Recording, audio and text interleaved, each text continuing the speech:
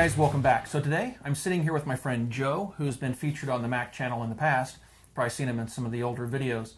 But Joe went out to the January 19th rallies.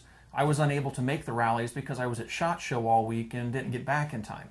But I wanted to have Joe on and talk about his experience at the Indianapolis rally and talk just a little bit about the rallies, how important they are, kind of what the whole gist of the rallies were, and then get some information about what went on at the Indianapolis rally. Joe, thanks for coming on. Oh, it's great to be here again. Thanks. So, Joe, how did you find out about these rallies? What was your I assume it was through the internet? It was through the internet. You know, I try and stay active through Facebook and different other social media avenues, and I stumbled across it online and just started promoting it from there. So you helped actively promote these rallies? I did. I used my personal Facebook page, my Prometheus review page, and then other various internet forums. So did you find a bunch of other online folks there when you showed up at the rally? I did. It was really it was a great turnout. I went to the one in Indiana at our capital in Indianapolis, and we had roughly about 1,000 people, at least per the police who determined about 1,000 people, which was nice. It was a great turnout. A few people recognized me, came up and said hello, which I really appreciate. It's always great meeting you guys and getting your feedback. It was a really great event. So they had about 1,000 people. I've seen some of the news events, some of the news coverage of the other events, and there was anywhere between several hundred to 1,000. So it seems like there's quite a good turnout nationwide. And with regards to the types of people that showed up, would you say it was a pretty diverse crowd, or was it kind of like the stereotypical gun owner with the rebel flag and plaid jacket? There was very little, camouflage or plaid jackets, anything along those lines. Everybody was dressed very nicely. As far as diversity, I would say about a third of the crowd were females, which was excellent. And basically every ethnicity was represented. I don't think anybody was, there was any group that a good cross section of America. Oh, it was wonderful. It was a perfect cross section of America, I'd say. So, what went on at the rally? Did you have any guest speakers, or did you guys just kind of march around? Were there a lot of signs? Can you give us kind of a visual of what the rally was all about? And I'll show some pictures, you guys. He did bring some pictures back from the rally, which I'll just kind of roll into the video here. But can you just tell us about what went on? Sure. Every event at every capital was a little different. The organizer, apparently from Indiana, that had started initially, I guess had bowed out at some point. So we didn't have the full permits in Indiana to actually demonstrate on the Capitol grounds itself, which in Indianapolis isn't necessarily a problem because there's a full sidewalk all the way around the complex, and there's plenty of sidewalk room on the south side of the court of the Capitol building. So the organizers who were left that stepped up, we met at noon and marched around the entire complex, and then after that we basically just kind of made loops around the front 2/3 of the building and then halfway down each side, because the back side, if you've ever been to Indianapolis, there really isn't much going on back there. So the next question I would have is, how much open carry went on? You took an AR-15, correct? I did. Both my wife and I open carried AR-15s on our backs. And how many other people would you say were open carrying? I would say there were 4 or 5 dozen people open carrying long arms, the majority of which were ARs. I saw 2 Mosin Nagants. Oh, wow. I saw Kel-Tec Sub 2000. There were a handful of AKs, a couple other long arms, but for the most part they were all AR-15s. And then on the handgun side, there were probably at least 200 people. Wow. At least 200 people open carrying a handgun. Wow. And so then the next question would be what was the police presence like? Police presence, there were, on opposite ends of the Capitol grounds, there were, I want to say 6 officers maybe in 3 cars on one side, and then on the other side I think there were about 6 more officers in 3 cars, and they were basically just kind of in their cars or standing around outside their cars for the event. It was very peaceful. There was no interference between protesters, or not protesters, I would say we're ralliers. There was no protesting going on. There was no chanting or anything else. We're just out there either peacefully carrying our firearms or carrying various signs of different sorts. And there was no negative interaction whatsoever. It was very positive, and we were well received by the local law enforcement who was there on scene. And how about the locals, like the people driving by and stuff? Were people honking and showing support, or was it just they were kind of ignoring you? How do you ignore 1,000 people with firearms? I don't know, but what were the folks driving by and stuff? Traffic was actually surprisingly pretty heavy on the downtown streets. Especially on a street that runs north and south to the east of the Capitol building. It was very heavy all day, and or at least for the 2 hours that I was there. And it was great. It was very supportive. There was maybe one that I can recall, angry woman who was screaming some sort of obscenities out of her car window as she went by. With the exception, I think, that one lady, most of the cars didn't do anything, but the ones, a decent handful of them did honk and support and say thank you, and a couple guys actually stopped and got out of their cars to join us.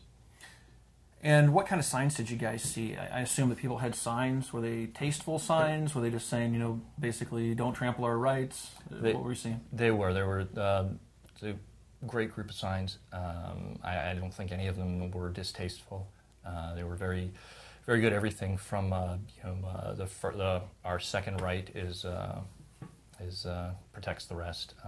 Molon Leve, come and take them type signs. Different signs along those lines. One of my favorite signs was a gentleman with a plain white sign, and it simply had the words, "Piers Morgan is a wanker." And that How appropriate. Yeah, that was probably the one that would be the least distasteful if you weren't so inclined to agree with them. What was the media presence like? Did you have a lot of media coverage? Were the news trucks parked out there with the satellite dishes, or no? Unfortunately not. Really? The local Fox 59 channel was there. They did some interviews. And another local channel, and I don't recall which one off the top of my head, was there as well. Other than that, I know all the media was invited, and those were the only two that I know of that showed up.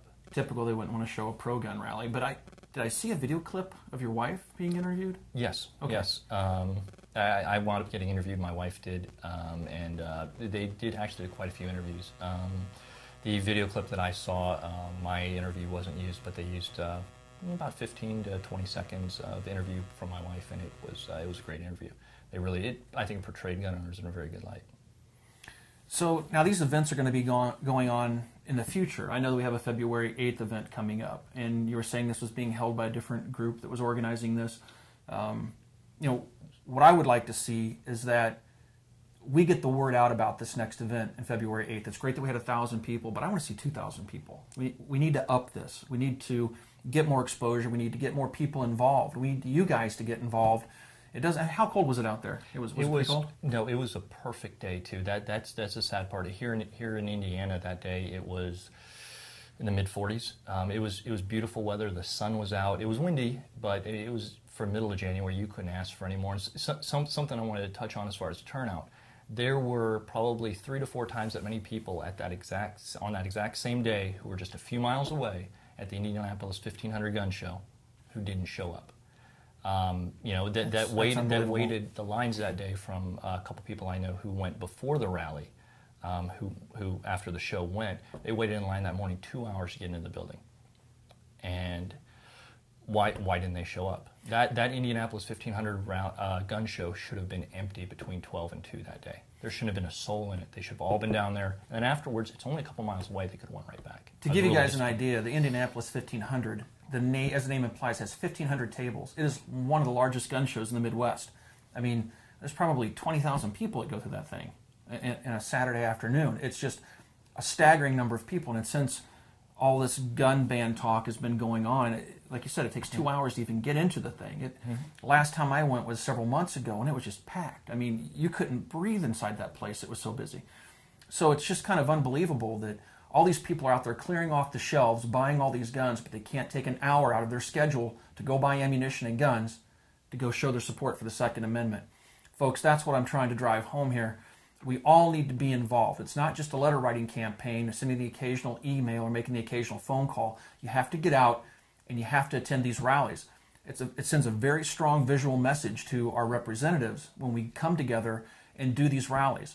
So the February 8th rally that's coming up, it's a different organization. Do you know the name of the organization that's putting it on? I believe part of their Facebook page is called Second Right, and I'll I'm gonna, that's an excellent point you bring up about getting the word out there and getting people to show up. I'm gonna do something on my Facebook page as far as something for you guys to share, and then if you actually show up, some way for me to figure out who shows up, and we'll run a couple different things off my Facebook page involving PMAGs, just to try and get you guys to spread the word and to show up. So I'll work that out here pretty quick, and you guys can check that out, and hopefully this will spur on some interest, and you guys show up, and you may wind up getting something out of it.